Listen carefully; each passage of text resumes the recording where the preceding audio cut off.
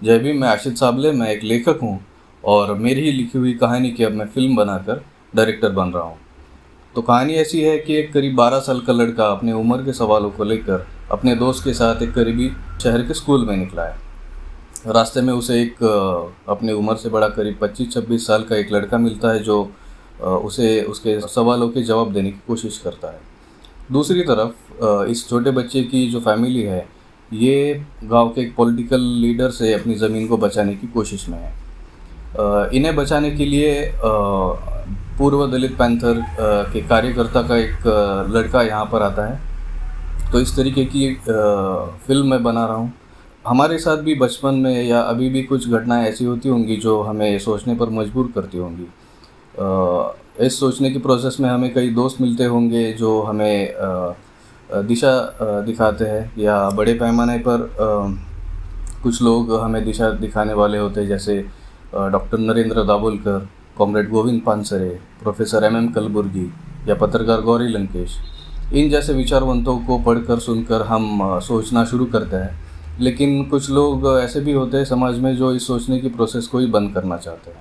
तो इस तरीके की कुछ कहानी है। करीब 7-8 सालों से मैं इस फ़िल्म को बनाने की कोशिश कर रहा हूँ, लेकिन कई प्रोड्यूसर से मिलने के बाद भी बात कुछ बनी नहीं।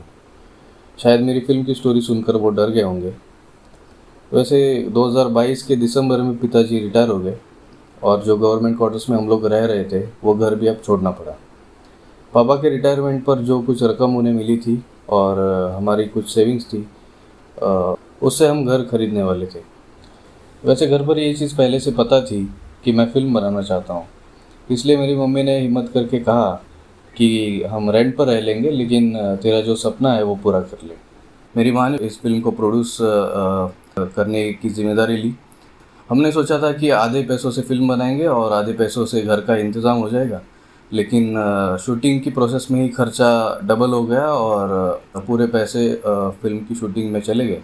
और आगे की प्रोसेस करने के लिए अब मेरे पास कुछ फंड्स नहीं बचे। शायद ऐसा पहली बार हुआ होगा कि एक फ़िल्म प्रोड्यूसर है जिसके पास खुद का घर ही नहीं है। लेकिन मैंने पहले भी और अभी भी इस फिल्म को ही ज़्यादा महत्व दिया है, क्योंकि किसी के दिमाग में सामाजिक बदलाव की चिंगारी कब जलती होगी, उन घटनाओं में से एक ये फिल्म है।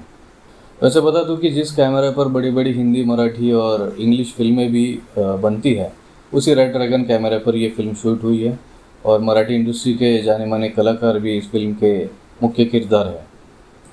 तो मुझे लगता है कि जैसे साहित्य और किताबें समाज का आईना है, वैसे फिल्में भी हो, और फुले शो अम्बेडकर के विचारों की ये जो फिल्में होती है ये आगे आए और इसमें लोगों का योगदान भी हो। ऐसे प्रोग्रेसिव विचारों की ये फिल्म को मैं पूरा करना चाहता हूँ। इसके लिए जो मुझे खर्चा आने वाला है वो मैंने अलग से डिटेल में दे दिया है। तो मेरी आपसे रिक्वेस्ट है कि जो कुछ रकम आपको पॉसिबल है वो कंट्रीब्यूट करके ये फिल्म पूरी करने में आप मेरी मदद कीजिए। धन्यवाद।